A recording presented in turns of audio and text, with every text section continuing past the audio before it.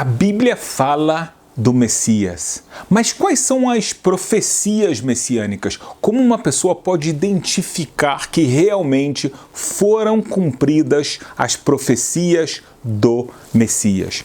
Inicialmente, a gente vê que Deus, ele promete a vinda de um rei, uma pessoa especial, que vai vir da casa de Jessé, o pai de Davi, e da casa, ou seja, descendente do rei Davi. Como está escrito em Isaías, porque brotará um rebento do tronco de Jessé e das suas raízes um renovo frutificará. E repousará sobre ele o Espírito do Senhor, e o Espírito de sabedoria e de inteligência, e o Espírito de conselho e fortaleza, e o Espírito de conhecimento e do temor ao Senhor. Então a gente vê que Deus promete que vai vir uma pessoa muito especial. Também vemos escrito em Jeremias: eis que vem dias, diz o Senhor, em que levantarei a Davi um renovo justo, sendo rei, reinará e prosperará e praticará o juízo e a justiça na terra. Nos seus dias, Judá será salvo e Israel habitará seguro. Então a gente vê claramente que o Messias, ele vem da casa de Davi. A gente sabe que na Bíblia, como a gente vê, por exemplo, no livro de Números, que quando a gente fala que uma pessoa vem de determinada tribo ou da casa de Davi, da casa de Judá e assim por diante, quer dizer que a parte de pai dele é dessa tribo, mesmo que a mãe é de outra tribo. Então, esse rei, a gente sabe que ele é uma pessoa muito sábio, o seu reinado irá prosperar, haverá justiça na terra, a terra de Israel, e na verdade, o povo de Israel habitará com segurança. Então a gente já está vendo aqui profecias claramente, seja em Isaías, seja em Jeremias. Uma das missões do Messias é trazer novamente o povo de Israel para a terra de Israel. Mas veja bem que profecia impressionante aparece na Bíblia, porque no Deuteronômio, a gente sabe que o Deuteronômio, ele é o 5º livro do Pentateuco.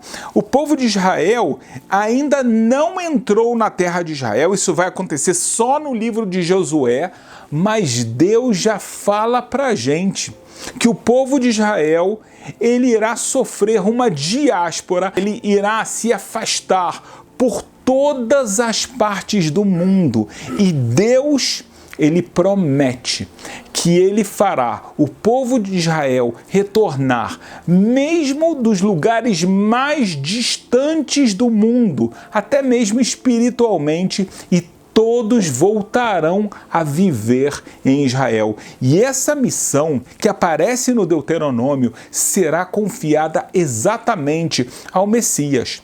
Nós vemos isso no livro de Jeremias 23, onde está escrito: portanto, eis que vem dias, diz o Senhor, em que nunca mais dirão. Veja que coisa curiosa. Vive o Senhor, ou seja, viva Deus, que fez subir os filhos de Israel da terra do Egito. Mas, agora, em vez de louvar a Deus que tirou o povo de Israel da terra do Egito, qual vai ser o louvor a Deus? Vive o Senhor, que fez subir e que trouxe a geração da casa de Israel da terra do norte e de todas as terras para onde os tinha arrojado, e habitarão na sua terra. Então essa é uma profecia no final dos dias que o Messias terá que cumprir. Deus ordena que a diáspora irá terminar. A gente sabe até mesmo que na época de Jeremias, a diáspora que houve é uma diáspora pequena, era só na Babilônia. Não estava em todas as terras e todos os lugares como estão hoje em dia. Então, uma das missões que ele vai ter exatamente isso. Enquanto isso não acontece, então a gente sabe que o Messias ainda não veio, não cumpriu a missão de Deus. Não menos importante é a parte espiritual, porque o Messias vai ter o objetivo de que todas as pessoas que vivem no nosso planeta voltem para o caminho de Deus. Aprendam a Bíblia e os seus preceitos. Por isso o profeta afirma que o que vai acontecer é: e virão muitos povos e dirão: vinde, subamos à casa do Senhor, à casa do Deus de Jacó, para que nos ensine o que nos concerne aos seus caminhos e andemos nas suas veredas, porque de Sião sairá a lei e de Jerusalém a palavra do Senhor. Ou seja, os povos do mundo todos irão se dirigir à cidade de Jerusalém, porque eles sabem que de lá vai sair o conhecimento divino. Mais um ponto que nós sabemos que é uma das missões que Deus concede ao Messias é a paz entre todos os povos. O Messias diz a Bíblia em mais de um lugar, de uma forma muito interessante, é que ele irá repreender os povos, ele irá lembrar os fatos que eles fizeram durante a história, as guerras desnecessárias, as perseguições e assim por diante. E os povos ouvirão essa crítica que o Messias faz a eles e eles irão se arrepender. E nesse momento, eles todos farão paz. Diz a Bíblia uma profecia maravilhosa: as pessoas irão trocar as suas armas de guerras por rinchadas, ou seja, ao invés de usar agora o nosso potencial, os nossos instrumentos de metal, por exemplo, para fazer guerras, para fazer tanques, para fazer armas, esses instrumentos serão para produzir comida, serão instrumentos de paz e de harmonia no mundo, ou seja, um mundo que chegará a uma harmonia e uma paz mundial. Não haverá mais guerras. É interessante, o profeta traz o que aparentemente parece ser algo fora da natureza, mas a gente tem que entender corretamente, porque aparece aquela descrição de animais que eram ferozes, mas eles estarão no pasto junto com animais mansos. O que significa isso? Significa que, na verdade, os animais, como a gente vê no livro de Daniel, são alusão às nações. Existem nações que realmente são briguentas, ferozes, que provocam muitas guerras, e outras são nações de paz, e agora essas nações poderão viver em conjunto, as duas juntas. Então aparece uma metáfora de como o leão ou o tigre, que são, a gente sabe, animais carnívoros, eles também estarão consumindo pasto do lado de cordeiros, que essa é a natureza deles. Então, naturalmente, na verdade, tem que entender que isso aqui é uma metáfora, e toda essa metáfora começa com as palavras do Messias, que ele vai falar em nome de Deus. O que foi feito até agora estava completamente errado, é hora do arrependimento. Agora vejam só que é um processo que está acontecendo. A gente vê nesse processo uma busca pelo conhecimento verdadeiro da palavra de Deus. Todos os povos dizendo que vão voltar até a casa de Deus. Por outro lado, a gente vê que as guerras perdem o sentido, não há mais por que haver guerra, e esse é o objetivo de Deus, que os povos não criem mais desavenças, porque não é a vontade de Deus que nós, humanos, vamos destruir a sua criação. Em Miqueias, aparece algo muito significativo, que é a construção do terceiro grande templo de Jerusalém. Nós sabemos que o rei Salomão construiu o primeiro templo, que foi destruído por Nabucodonosor, na verdade pelo seu general, que foi a sua ordem, que foi Nebuzaradan, em outras palavras, o Império da Babilônia. Depois tivemos um segundo grande templo, que foi reconstruído por Esdras e Neemias, porém ele foi destruído pelos romanos.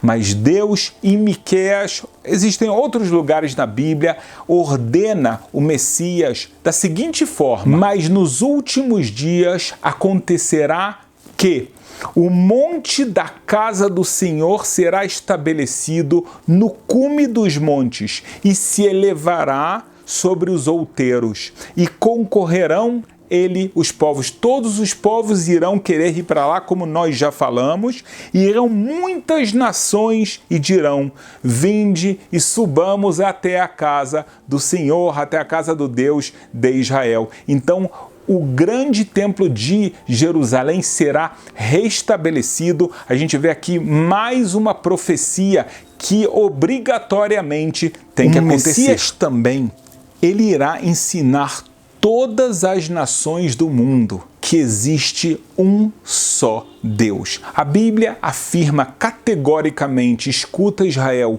o Eterno é nosso Deus, o Eterno é um. O problema é que hoje nós vemos, e durante toda a história, seja bíblica ou seja pós-bíblica, que os povos adotaram vários tipos de deuses, vários tipos de estátuas e vários tipos de crenças.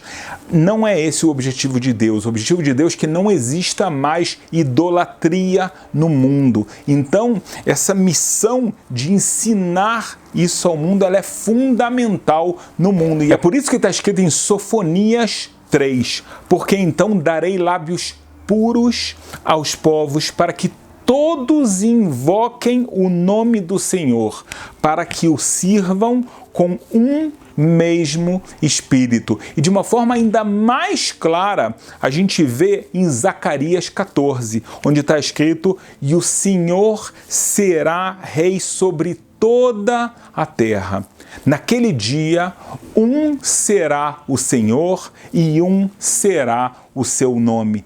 Todos os povos da terra vão entender que existe um Deus e todos chamarão esse Deus pelo mesmo nome. Irá acabar a confusão. Será que Deus é esse nome, é esse personagem ou assim por diante? Nós vemos que parte dessas profecias estão ocorrendo nos dias de hoje. Profecias que falam da volta do povo de Israel, como nós falamos, vindo de todas as partes do mundo depois de 2000 anos de exílio. Não existe outro povo no planeta Terra com uma história igual. Um povo que ficou afastado da sua terra por tanto tempo, mas nunca esqueceu, na verdade, a sua origem, o seu lugar onde ele pertence. Também profecias que falam que novamente nós iremos ouvir as vozes de alegria do noivo e da noiva, vozes das crianças que estarão brincando nas ruas de Jerusalém. Então a gente